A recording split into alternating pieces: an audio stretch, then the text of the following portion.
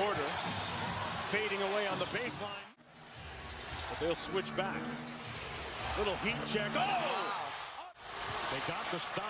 Rain back to Porter. Heat check, why not? After delivering 2 clutch baskets, this man just activated his Black Mamba mode against the Suns in their Christmas Day matchup. Otto Porter Jr. is perhaps the greatest role player the Warriors could have possibly signed over the offseason, and today we're going to take a look at why. To start off, let's highlight this man's strengths by examining his offensive game. OPJ is a natural 3-and-D type of player, and when the defense collapses, you can bet he's going to make a play if you leave him wide open.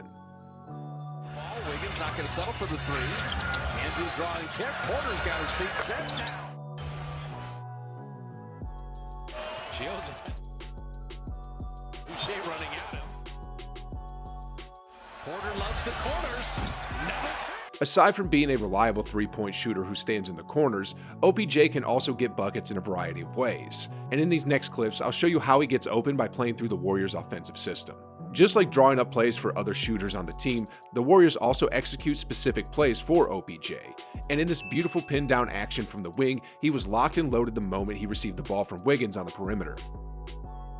Three-point line, he's done a remarkable job reconstructing his jump shot. The same thing happened here versus the Bucks. Klay set the perfect screen to prevent Middleton from going over, while Giannis got caught up beneath the screen. Then, once OPJ received the ball from Iguodala, he didn't hesitate to release the ball immediately. Half minute to go, Otto Porter Jr.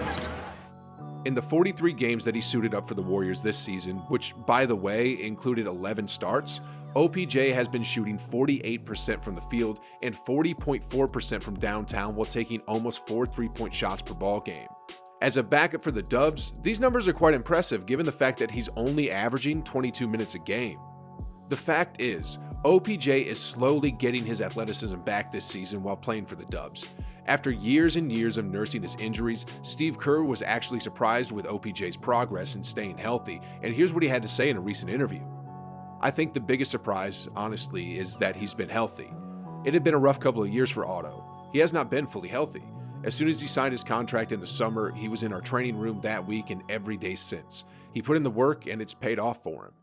Now, apart from being a dead-eye gunner, OPJ can hurt the opposing teams in a myriad of ways, such as by attacking inside or dealing damage in fast break situations. In this transition against the Rockets, OPJ just kept running and filled the lane while Steph led the break.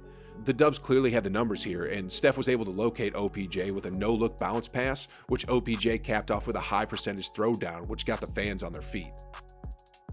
Green is sent away. Porter with a right-hand hammer. He's also active in off-ball situations, and in this 2-man split action with Jordan Poole, OPJ made a perfect cut to the rim for an easy lay-in. Chase Center's been incredibly safe for everybody attending an event. And Otto Porter. Sheesh, guys, talk about a match made in heaven. OPJ was born for Warriors basketball. Anyway, in a pick-and-roll action, OPJ is a legitimate 2-way threat who can either pop off for a 3 or roll towards the rim. In this play, the Bucks were able to perfectly cover the Dubs' initial pick-and-roll on top. But then when they blitzed Curry for the double team, he located and passed the ball to OPJ, who recognized that Giannis was a bit out of position, and quickly attacked the rim before Giannis could get to him. Center position. That has changed the beginning of the game for Golden State. Here is Otto Porter Jr. with a nice... Just a smart play. He's currently averaging 8.5 points for the season while logging 21.8 minutes a ball game. Though these numbers don't exactly scream out in your face, he remains involved and active on the floor, grabbing 5.3 rebounds, dishing out 1.6 assists, and what caught my attention is the 1.1 steals that he's been tallying so far this season. Well, since we talked about the number of steals he has, why don't we shift in breaking down some of his plays coming from the defensive end, which is again why he fits in the Warriors so good. I want you to focus on this play. The man with the ball is Jalen Green, one of the premier young high flyers in the NBA today. He was able to blow by JP3 using his blurring speed. But guess who met him at the top? Here you can see OPJ's 6'8" frame in action.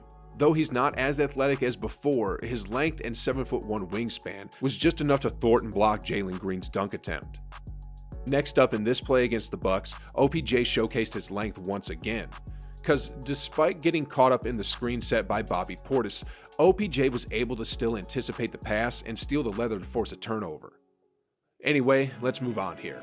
Another thing that I think about OPJ is his versatility to guard multiple positions on defense. In this crucial play against the Jazz, Conley got the mismatch that he wanted. But little did he know that OPJ is no easy pick on defense, and when he attacked him, OPJ returned the favor by rejecting a shot in a late game critical situation. And finally, in this defensive possession, you can see OPJ's resilience in not giving up on the play, because despite being out of position, OPJ was able to poke the ball from behind, which led to a cherry pick layup on the other end. He's having a night though. Look at that, up and in, quick 9. Well, aside from playing tough defense, the other underrated facet of his game has always been his rebounding. If you're going to check his stats on a game-to-game basis, you can see that he's racking up quite a handful of offensive and defensive rebounds every game. Draymond was one of his teammates who pointed this out in an interview and was shocked that OPJ has this aspect in his game.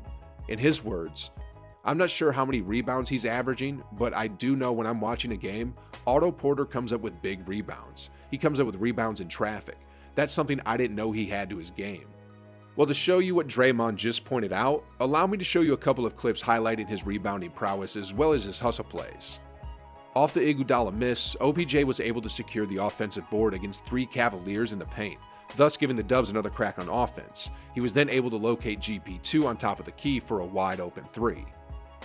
And on the defensive end, OPJ is also relentless in grabbing boards, as you can see here. He channels his inner Draymond in securing this rebound to prevent Minnesota from getting some easy second chance points.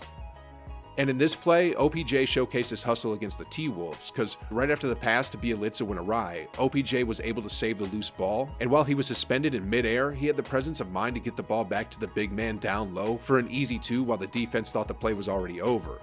OPJ is definitely one of the X factors in the Dubs lineup this season because of his versatility and the effort he's been showing on both ends of the floor.